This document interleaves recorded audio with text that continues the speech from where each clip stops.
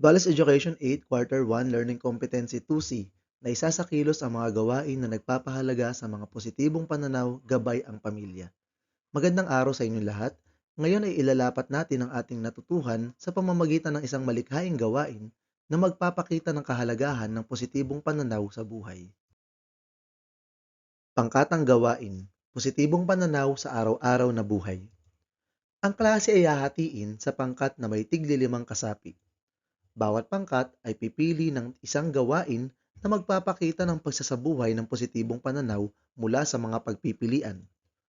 Siguraduhing nakatuon sa pagpapahalaga sa positibong pananaw ang inyong gawain at masasagot ang mga gabay na tanong. 30 minuto ang ilalaan upang ang gawain ay pagplanuhan. Gawing gabay ang rubric.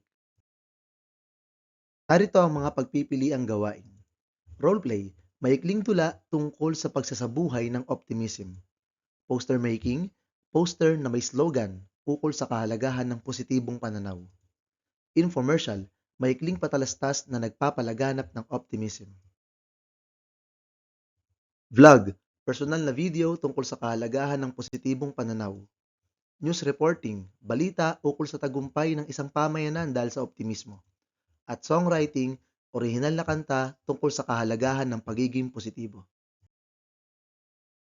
Narito ang mga pamantayan sa pagmamarka. Nilalaman, wasto at malinaw ang pagpapaliwanag ng positibong pananaw, may koneksyon sa tema, 5 puntos. Pagkamalikhain, malikhain ang paraan ng pagpapahayag, naiiba at kaakit-akit ang presentasyon, 5 puntos.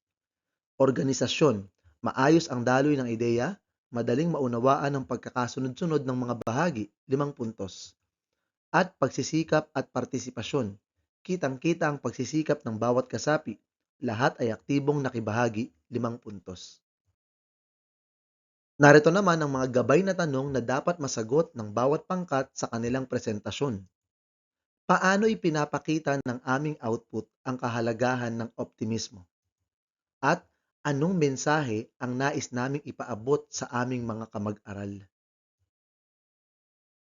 Ngayon ay tatalakayin natin ang pagpapahalaga na nais linangin sa atin ng araling ito. Ito ay ang katatagan.